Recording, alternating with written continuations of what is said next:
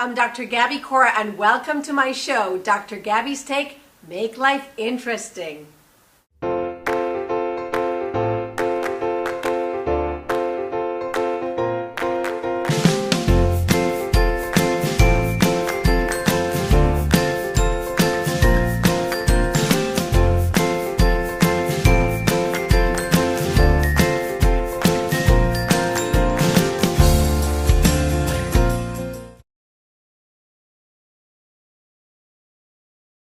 Welcome to Season 1, Episode 10, Social Judgment and Resilience. Today we're going to talk about different issues that have to do with this topic. The first one is that we usually take things for granted. So for example, as a woman, if I fell in love with a man, no one would question if I wanted to get married to this man. No one would question if we wanted to have kids. Or no one would even question if I would seek to have a job after I finished college. These are things that we usually take for granted. A second point that I want to make today is social norms. We usually tend to these social norms. They're ingrained in us. So for example, let's say a young man who's married and has a child goes to work, goes to a potential interview to get a new job, and he's not going to expect to be asked who's going to take care of his child.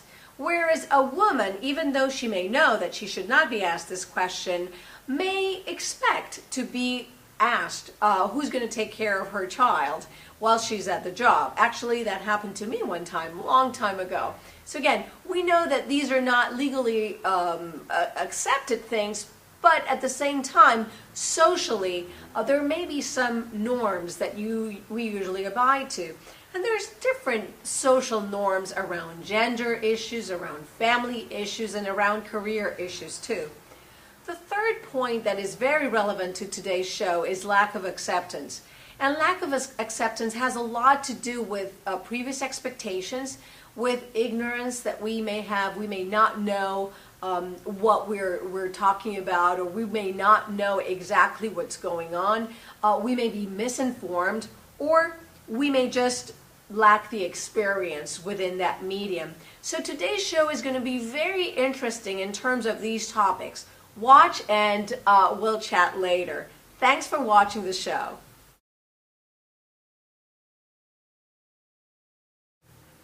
My guests today are Simone, Mayda, and Mayda Perez. These are amazing ladies who are entrepreneurs, who are together, and who are both the moms of 3 beautiful children. Watch the show, and I look forward to chatting with you later. Hi, I'm here with Simone Mayda and with Mayda Perez in a great conversation about family, about being a couple, and about being able to raise and have an extended family too. So tell me a little bit of your story. Which one of you would like to get started? Well, I can start. We've been together for 20 years. This October it was 20 years together. We met in New York, and then we migrated down to Miami like all true New Yorkers do. Eventually did. Yeah. How long ago did you come to Miami? Oh, about 15 years ago. So you were in New York for 5 years before coming down here? A little less than that, right? Yeah, came in 95, so yeah. We met in New York, and I was in school and working, and then we were both working, and then Mayda came down here to work for a couple of years, and I had to finish up in New York, and then I came down here, and we've been down here ever since. We're very happy here in Miami.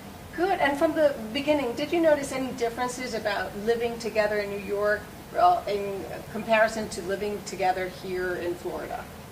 Well, the biggest difference is that in New York we really were not living together. Okay. We were together, but I met Mayda when I was 21, and Mayda's a few years older than me. I always, tease her that she plucked me out of my youth.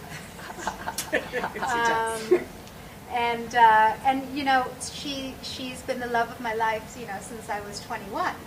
I don't mind telling you, so that's half of my life. And so when we were in New York, I had my own apartment, and Mayda had her own apartment, and I went through a process where I was trying to discover if I was in fact gay and if I wanted to, be with a woman and what, the whole process was. And it was a very, very tough decision as it is, for many. And I say decision, it's not that I chose to be gay. I was really trying to understand what I was, what I wanted for my life. I truly believe that whether I'm gay or I'm not gay, it's irrelevant. I found the person I want to be with for the rest of my life, and that person happens to be a woman. And this is an interesting conversation because just this past week, and I know this is a very hot topic for many people. Are we born this way? Do we make choices and selections and elections during our life? And from what you're saying, it looks like you really went through a period of discovery. Yes. But at the same time, it looks like you really make the choice to be together. Yeah. It's very clear to you, right? Very, very much. I mean, it was a few years of working very, very hard on myself to understand, what I wanted. And I didn't have very much family support at the time. Hardly any family support, emotional support about that. My family was not very accepting of the decision that I made to be with Mayda, and that's really a choice that they made, and we've since come to understand each other a lot better, and we're very, very close, and they're close to Mayda, and she's close to them, and our 3 kids would never know that we went through so many years of struggle. But it's a beautiful thing how things have turned full circle. Back then it was very complex, and it was a very difficult coming out process. So it looks like it was a time for fighting for what you really wanted for yourself and your life, and standing for yourself. Right, understanding what we wanted, and then seeing the finish line and trying to figure out the steps we needed to take to get to that finish line. When I moved down to Florida, it was to be in Florida and start my life in Florida, be close to my family who had already moved down here. But Mayda was down here, and I knew at that point that I really didn't want to live without her. Wow, that's a very nice story. How about you, Mayda? What's your side of the story? No. I mean, in fact, we met, and I knew that she was the woman I wanted to be with. But I also knew that she needed to go through a process, because I really didn't want to be with somebody who, let's say, 7 years down the line, said, oh, you know what, I really didn't think this through, and this is not right for me, or this is not the decision I wanted to make, or and I knew it was necessary. It was difficult, but it's something that we went through, and I think it made us stronger. Absolutely. In the beginning, we always spoke about having children, but this was something that we had to go through in order to make sure that we could be a family. So when did you first start to think about how can we, create a family with children, bring them in? When did those conversations get started for both of you?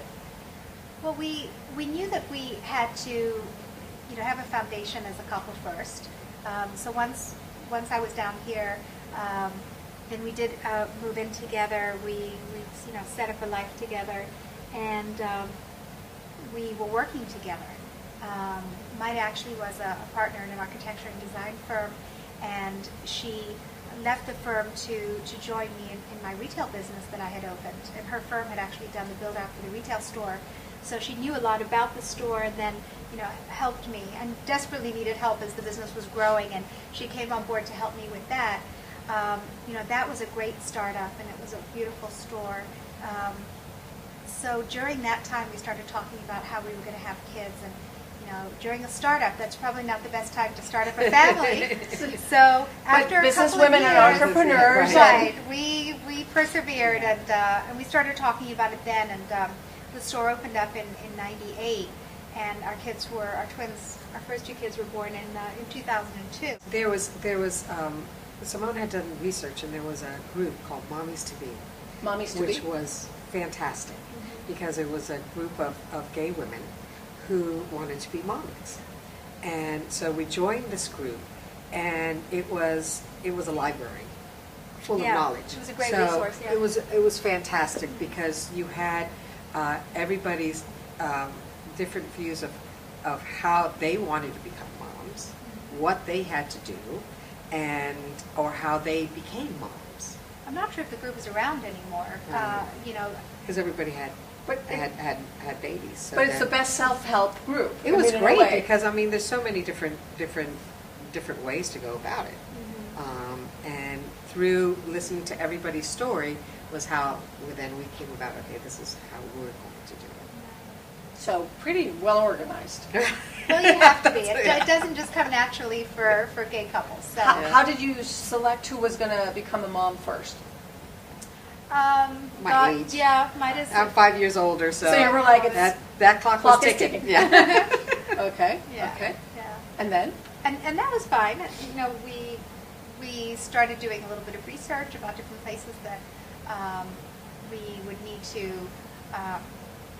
go to acquire the necessary components to have babies, and we found the right place for us. And Mayda was very, very fortunate. You know, we used a great fertility doctor here in Florida, and she was very fortunate. She got pregnant right away on the first try. The twins. And then we found out we were having Yeah. twins. So, yeah. How was the pregnancy for both of you? Well, by the time we were pregnant, we had already started our second business. So we were launching a wholesale company. And Births that was, everywhere. Yes, Yes. we're very fertile, Yes, very fertile, yes. business-wise and personally. And so we were setting up the second business, and that was to be a much larger scale business. And so, you know, Mayda was incredible. She worked all the way through her pregnancy, and in fact went to the hospital in an ambulance to have the babies from the office. Wow. Not necessarily that Twins. she planned it that way, Yeah. but It's she ended up emergency. having an emergency C-section, you know, a little bit early. But that just showed, you know, she just worked and worked and worked, and that's what we had to do. We were building businesses. So no stay-home mom for you at the time? No. No, Back to we business. kind of dream about that. Yeah, like what yeah, it, we do. what it would be like to be, you know, a little bit more of a stay-at-home mom, or a little bit more of a home mom. But you know, that's a dream at this point. From the very beginning, did you both feel that you both wanted to go through through a pregnancy? Oh, Yeah. yeah. So that was the original idea. Yeah. And then when did you decide that it was your turn next? Well, we had the twins in 2002, and 3 years after that, we had Noah, our little baby. And we just wanted them to be close enough in age that they would still, you know, get along well, and they would be young together. And so a couple of years after the twins were with us, then we started the process again. How about adoption? How did that come into play? You know, the headaches of what was going on from a legal perspective, and your search for wanting to make sure that you were both related to the babies so that you could take care of them. Well, it was How did that frustrating for us that we wouldn't legally have the opportunity to adopt each other's kids. The fact that it was even discussed as each other's kids was really infuriating to us, because we had been a family for so long, the two of us. You know, then we had these three beautiful children, and we'd done everything that we needed to do through our attorneys to have, you know, all the documents in place, and you know, all the healthcare surrogacies and all the documents that are required.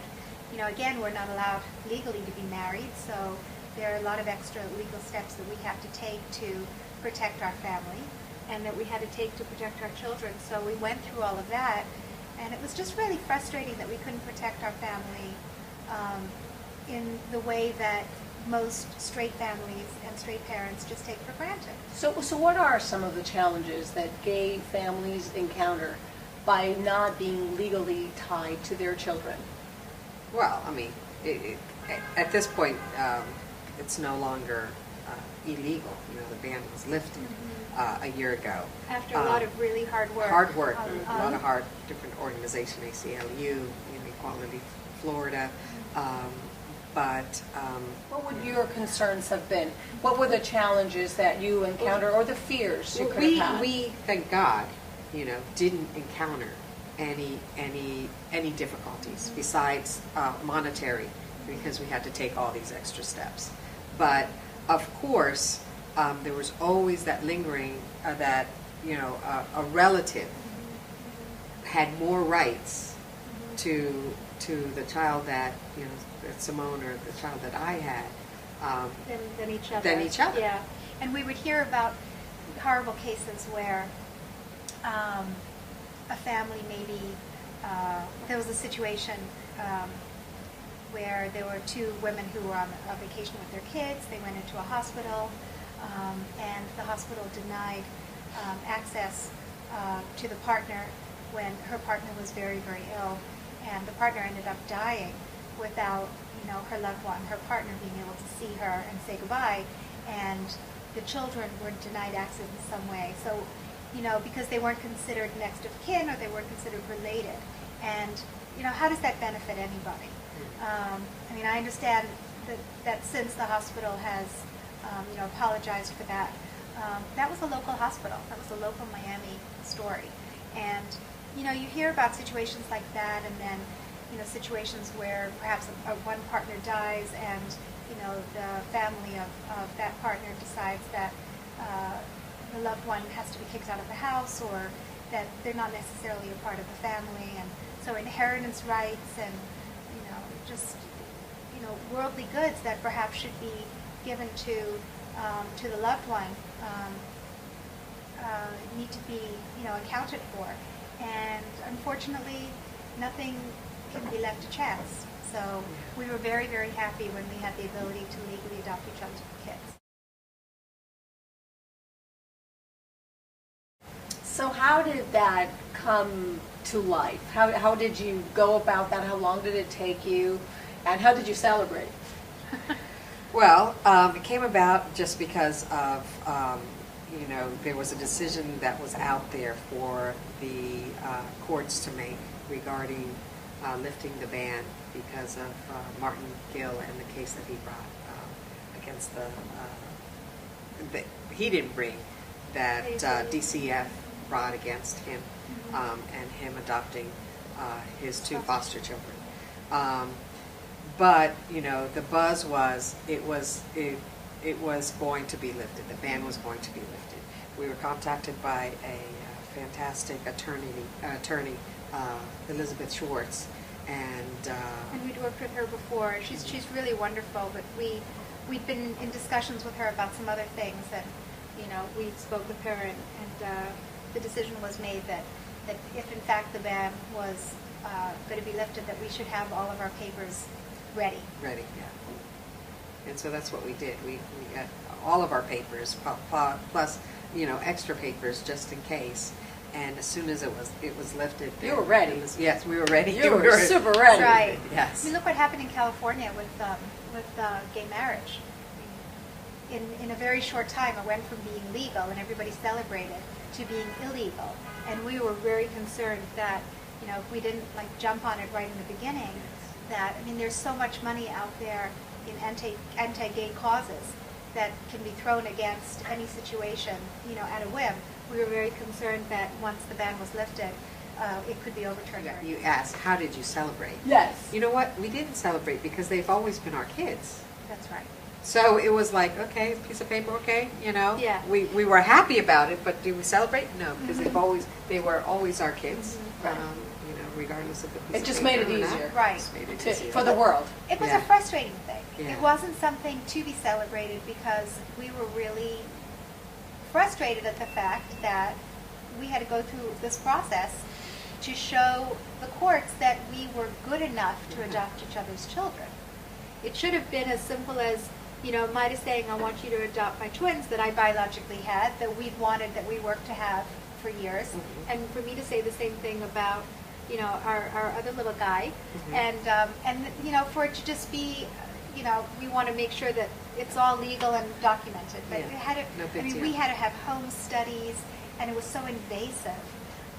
It was as if somebody had given us a child, or so. They were checking you as if you were a total stranger, Right. adopted Yeah, parent. We had to submit financial statements to the state of Florida. We had to get reference letters from friends and colleagues That you were okay. that we were good enough to adopt each other's children. So it was very invasive, and thank goodness that process, you know, is somewhat over. So it's expensive, it's time consuming, and in a way it's very invasive. Yeah. And it should have been a right that was never denied.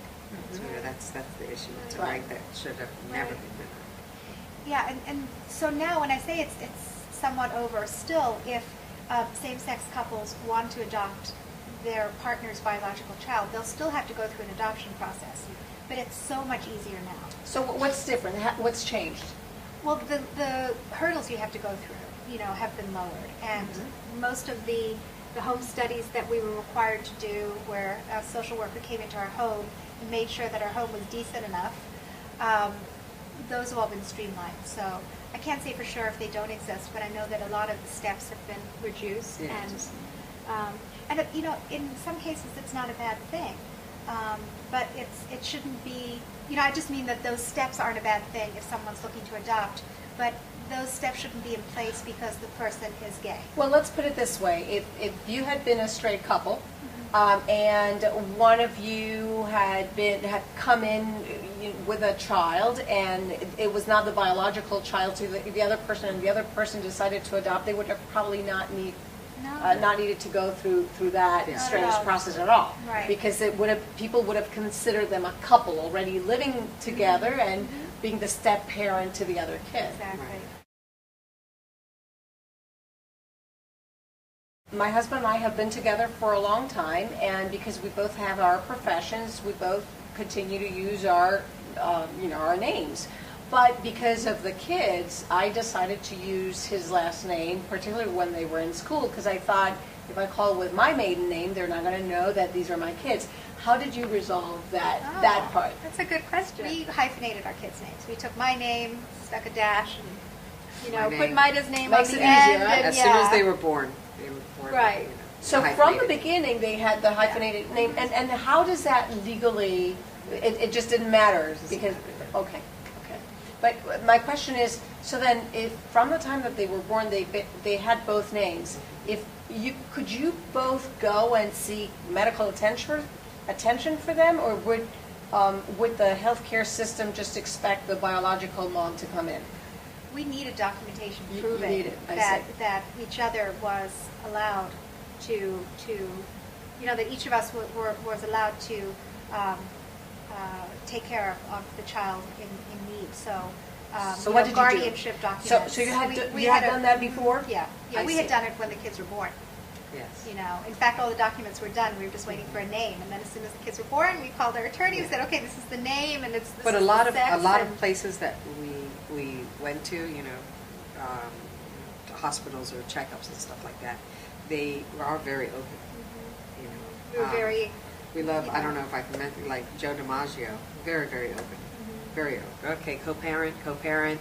They have no questions, Makes no it lovely. qualms, no. I need to see Absolutely. Right. papers, It's an documentation. They just want to help amazing out. It's hospital, beautiful, yeah. It's amazing, really amazing, nice. amazing. And then I think, you know, people that we've been fortunate enough to be surrounded, you know, they never, we never get questioned. But now we have birth certificates that both parties are. Makes So, it a lot yeah. easier. Well, and you know, one of the interesting points here is that many heterosexual couples honestly don't go through all the work that you have to go through to be a family, to extend your family, and many heterosexual couples just take everything for granted, That's right. and we don't realize Yeah. how much work, and you know how much paperwork, how much money. And how much of a concern sometimes goes into all of this, particularly when other people don't allow you to be together in such an open way. Is there anything that you've found through the years as your kids are growing, going to school, anything that you've been somewhat concerned about, or just noticed that, we need to help our kids in in this situation, being a gay couple? I think just something that comes to the top of my head is a lot of the school forms. Yeah, we've had a lot of our kids' schools change their forms because it's like mother, father, mother, father, mother, father, you know. And I have no qualms about crossing off and putting mother, mother, mother, mother, mother. Or parent one, parent two. Yeah. You know, it's a different society now. You know, there are not that many families that, you know, are straight families that have both parents living under the same roof anymore. So the forms were changed enough to say who's the custodial parent, and then right underneath it would say, you know, mother and father's address, you know, assuming that they weren't the same. And so the schools, our kids, the three of them go to two different schools, and they both schools were very, very accommodating and accepting of the change. So they just needed to be made aware of it. You know, yes. It was necessary. And it's happening more and more in very many ways. The other trend that has been very interesting was my daughter once came from school, and she mentioned how she was surprised because a kid had asked her what parents she lived with, mom or dad, just because there was a very high divorce rate in her grade. So the kid did not even think that my daughter was living with both parents. How do you feel about this? Because, you know, the divorce trends are high, and in a way you've been together for 20 years, a very stable family. What do you see? Well, we, much like your daughter, we're seeing that too, that there are a lot of separated families and, you know, children shuttling off between, you know, their moms and their dads. And we are really proud of the family that we've created, and the, you know, the work that Mayda and I do to you know, keep our family together and to make sure that she and I remain close, and that you know, that our kids have a sense of permanency and you know, and home, because we are presenting them with an additional challenge by virtue of the fact that we're two moms. And so that's something that we want to overcome. We don't want to add, you know, additional challenges to our kids. You know, they're getting older now, so our twins are 9 and our little guy is 6, and they're among, you know, very I think forward-thinking friends, and you know, Miami's a very forward-thinking place and very liberal, but occasionally they do get questions. You know, they'll say like mommy and mama, because I'm mommy and Mayda's mama, so they'll say, well, you know, call mommy or call mama, or they'll say, you know, somehow the subject will come up. They're very open about it, as we would expect them to be and hope they would be. And then someone will say, well, why do you have two moms? Or let me call your dad, or something like that. And they're very matter of fact about it. They'll just say, you know, I don't have a dad, I have two moms. And then someone might say, really? And they'll go, yeah. And more often than not, the kid's reaction will be, that's pretty cool. Yeah. That happens all the time. A nice thing about the trend that we're seeing with the new generations is they are more open. Yes. And we also know that kids who have at least one gay parent tend to be more open-minded and empathic anyways. So there are some studies that show that. So your kids with that trend will tend to be more empathic and open. Have you seen that as compared to other kids? Or the trend seems to bring all kids that way anyways, but I don't know that we've seen that specifically. We just have amazing kids. You know. We do. Of course. We, you know, people tell us all the time that we have really delicious, loving kids, and that's what we feel too. We really feel like they're good. They're, you know, they're very open. They're very loving. Do you think you may be more concerned about whether or not they are, you know, questioned or put on the spot? Do you think that this is more your issue to protect them, or do you really believe that it's their issue at all? It's not their issue. They don't have an issue with it because either we've taught them how to react to it, or they've taught themselves. It's not something we really discuss. They've really come into it on their own, and we're so proud of how confident they are to answer questions in the way that they do. So that's a beautiful thing to see.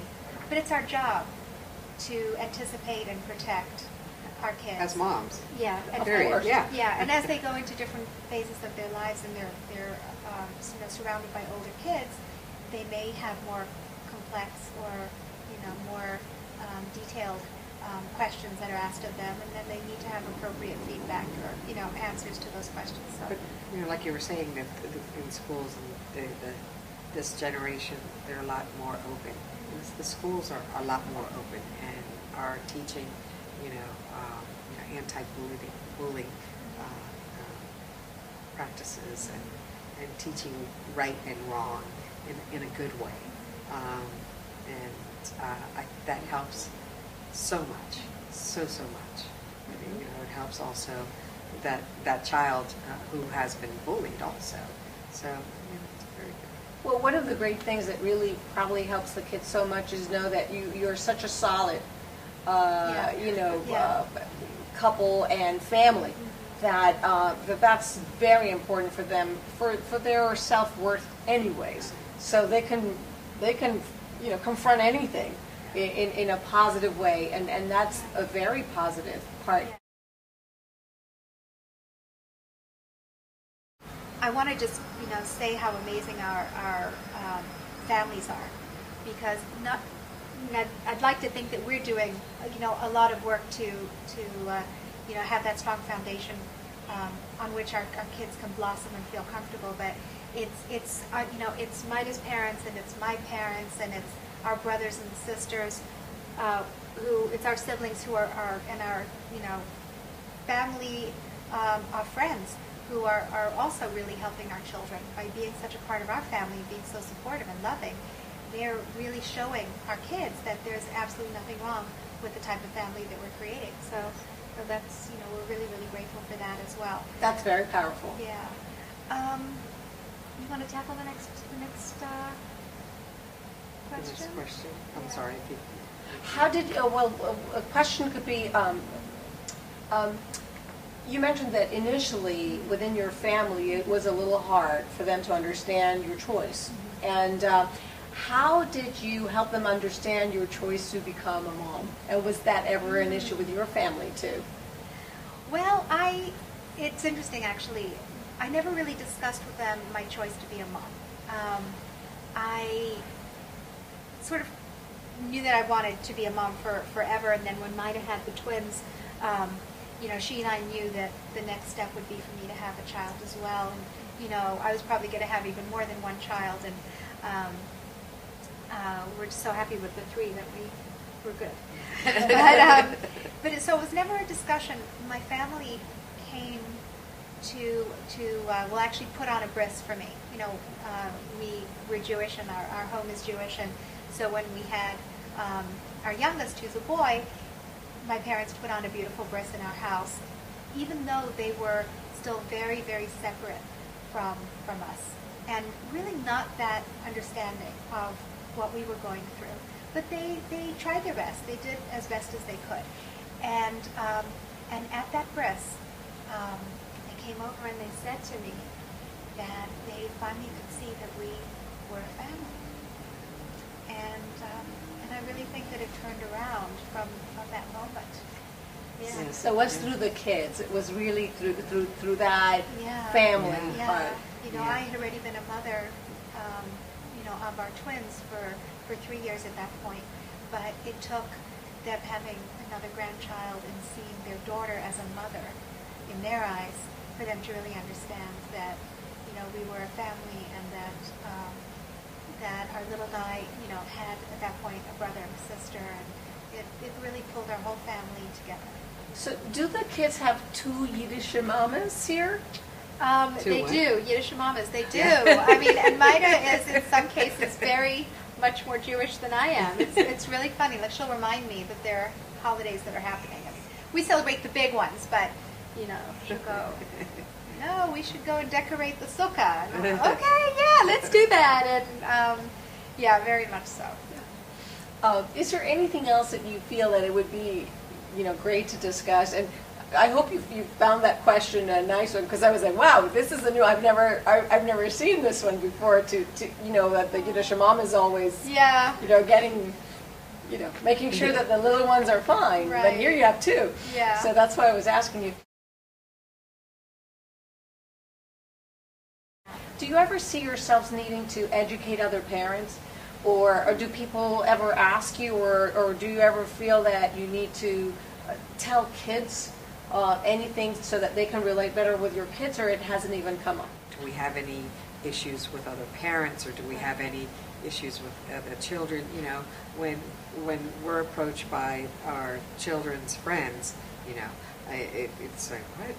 Ethan and Marley are, I have, two moms, and you see that question mark, and we're like, yeah, two moms, like some have a mom and a dad, some just have a grandmother, and they, okay, they kind of get it. Yeah. And we do get calls sometimes from parents just asking how to approach the subject, because they want to speak to their children the right way. Right. And that's the best thing, is for them to be, parents should be the first ones to educate their children about, this subject. But, it's discussed that parents should be the first ones to introduce, questions about, sex and sexuality and those kind of things. Well, this is one of those things, that unless parents are discussing it with their kids are going to form their own opinions from their friends, and that's not necessarily the best place to be getting the best, accurate information. So when our friends have called and asked us those questions, we say, look, the best thing to say is really just that there are lots of different types of families, and so your friend has two moms, much like their other families maybe have two dads, or there are kids who live with their grandparents, or kids who have parents who are divorced and they'll live with their mom sometime with their dad. But isn't it really great that your friend gets to have, two parents who live together, and it just happens that those two parents are moms. and when the parents have introduced it to their kids like that, they've called back and they've said, I was the one who was so anxious about it. I said that to my kid, and my kid was like, cool, and then went off and played. Kids are curious, and in general, they ask something that they don't know about. And if something makes sense in the answers, they will go like, wow, that's fine. Right. Oftentimes we try to bombard them with tons of more information, whereas they were just curious about this tiny thing. And the kids will also pick up on an adult's anxiety. Yes. So if it's something that someone's uncomfortable talking about, they're going to feel like they shouldn't have asked the question, or it's a subject that they should be anxious about. Right. But we try, invariably, I don't know why it happens, but I seem to be the mom that the kids come to with the most complex questions. I could be driving, and my kids will be in the back, and it'll be, some random question, and I'll be like, oh, okay. My turn. Where's Maya? Why me? It's actually become a joke, because I'm the mom that has, the answers to the complex questions. But, although if they ask me something about sports, I think that would be complex. That's what they ask me. So then they go to Mayda, and they know who to go to. Just kids know. Right. Kids know. Yeah. I think, and this is more of a gut feeling, but it's great that parents who don't know how to react are wise enough and candid enough to just say, could you help me with this? That's great. Because they don't know. They may not have had the experience, but they want to learn, and they want to do it right.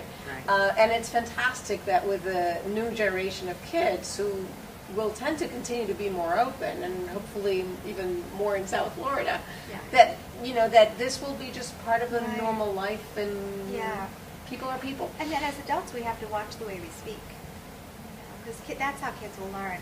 And whether it's on TV or whether it's you sitting around with a bunch of your friends, watching TV or something, kids are listening to what we all say. And so if we're telling jokes, and someone will say something about fag or gay in a derogatory sense, the kids don't need an explanation. All they need is that, and they'll think of it as a negative, and it's very hard for them to turn around their opinions after they've overheard something that they shouldn't have. And more so with peer pressure, because even if to them it doesn't make sense, but they see that there's that pressure from everyone around them to continue to say the same thing, unfortunately they may do that even if they don't feel that way at all.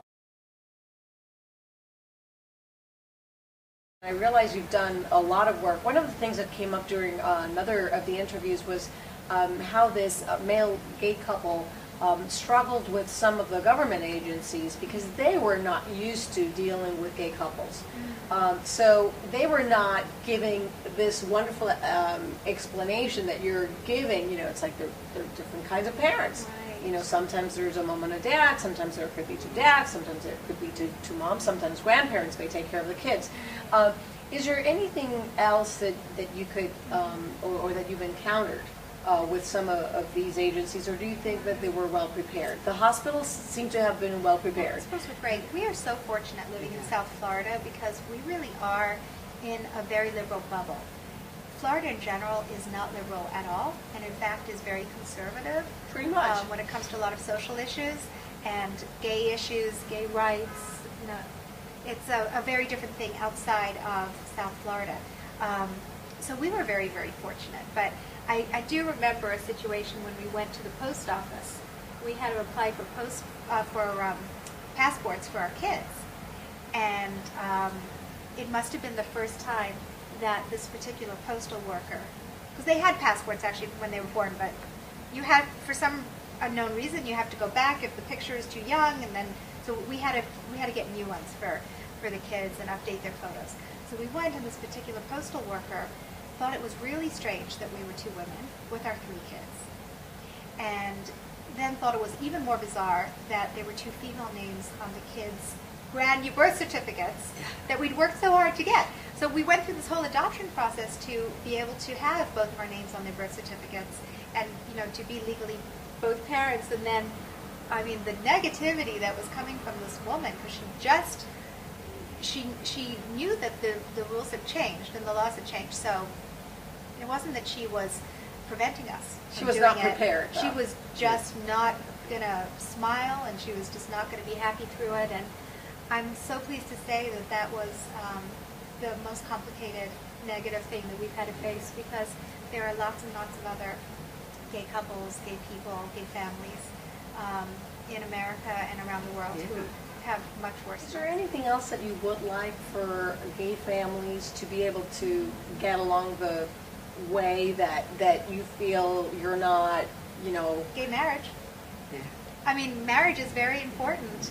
As much as we have adopted each other's kids, and you know, our kids have two legal parents, what we aren't able to provide them is the stability in our relationship that legal marriage provides.